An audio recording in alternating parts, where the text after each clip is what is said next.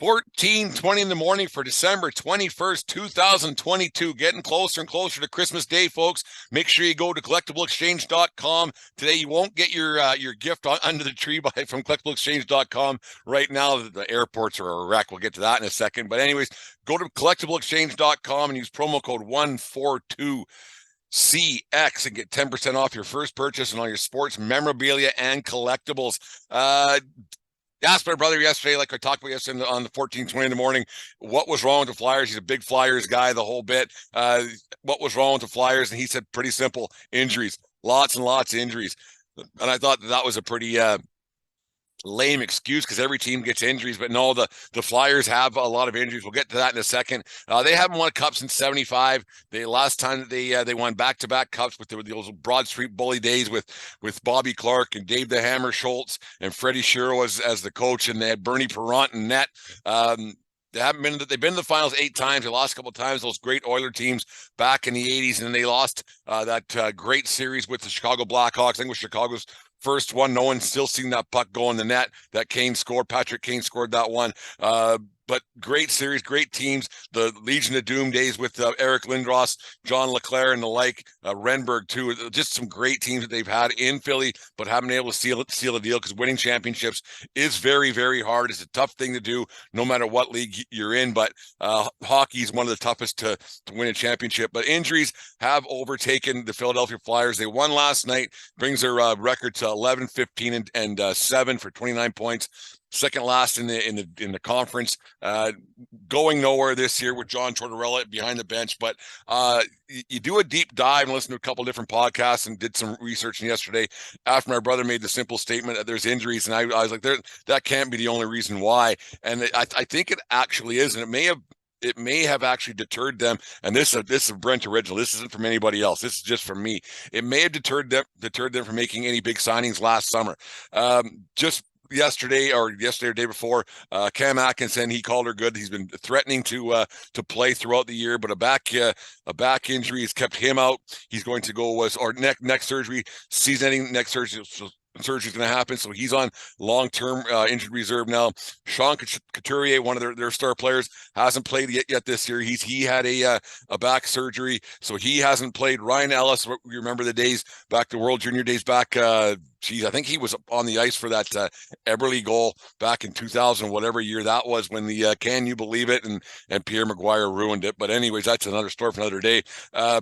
But a back ailment's kept him out. Probably see a career ender for Ryan Ellis, great player, and a new coach. He's got his feelers out there. But I have a bit of a thought process here that when these players get these injuries, they don't want anybody to know, and they kind of keep it, and the team wants to keep it hush hush just in case, because there is money involved and the like. I think this may have stopped them from signing a guy by the name of Johnny Gaudreau, because Gaudreau wanted to get closer to home. He was rumored to be going to the Flyers over the summer, and then we all know the surprise that he ended up in Columbus, which isn't that close to home, but it's closer than Calgary. He was leaving Calgary no matter what, as it turns out, as we've heard. But I think this may have kept them from signing Gaudreau, because they're thinking, well, if he's here, we're spending a bunch of money on a player. Our team's going to stink. We don't have much talent because our top guys are out, and we don't have much of a chance. So I think this may have kept them out of the Gaudreau sweepstakes in the summer of 2022.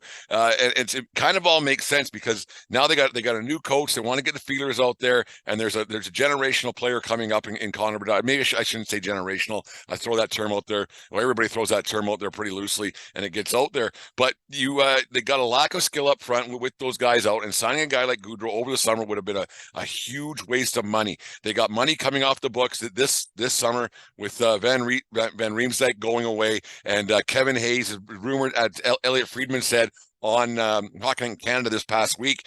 Kevin Hayes is probably on his way out. They're looking at a buyout. They got a guy making $7.5 million a year, and he got benched a couple of times over the last week, and he was a healthy scratch actually on Saturday night versus the New York Rangers.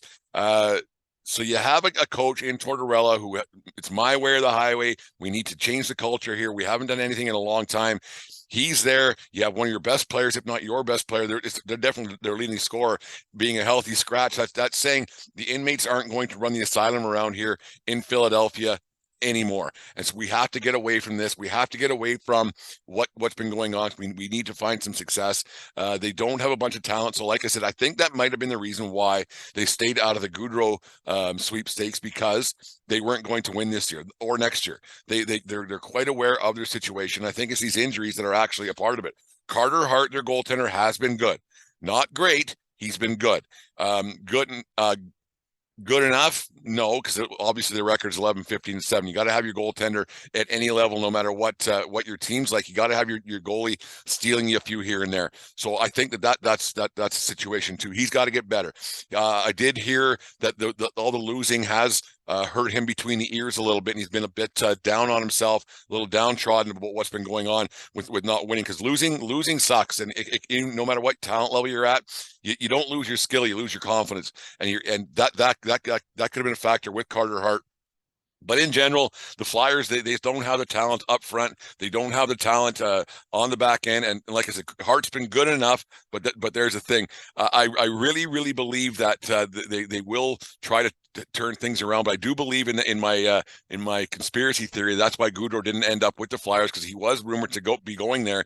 And then it just, with all the injuries that were stacking up, they knew guys weren't going to play. They knew that them having a chance of not a championship, but contending and having a decent team were pretty slim with those guys out long term.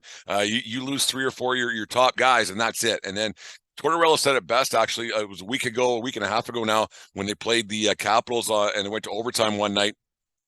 It got to 3-on-3, and he said you could see that our skill level is not good enough with the 3-on-3 that the Capitals could put on the ice, and the guys that we could put on the ice. It's just not good enough, and that's where the Flyers are right now. They're at one of those teams that injuries got to them. Their talent pool is not good enough, and so that will really hurt your franchise a lot. So they're in a rebuild situation completely. They probably, like I said, they're going to buy Hayes out. They're going to say, you don't want to play by our rules, you want to go somewhere else, play by their rules, go ahead. We will buy you out. We'll pay X amount per year. It hurts your cap a little bit here and there, but better than paying. His salary does go down to $6.5 million, and then 5.5 or 5.75 for the last couple of years of his deal. But it's a thing.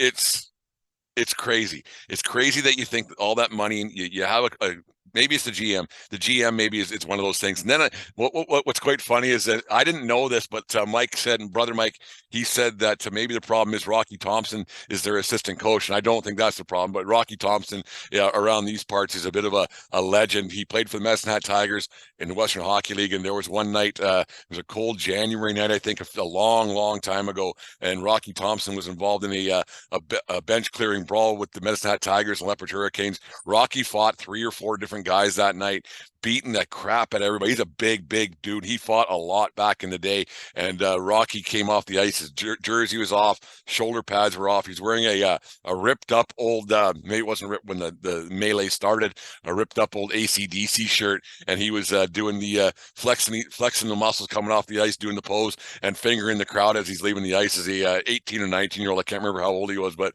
Rocky Thompson has a bit of a history around these parts. But no, so the Flyers, there's a situation there. There's probably a lot more, but that my brother's going to see if we get out there to Vancouver Island. The weather is terrible out there. The airport in Calgary's a mess. We'll try to get out there anyways. But there's your Flyer situation for this December 20.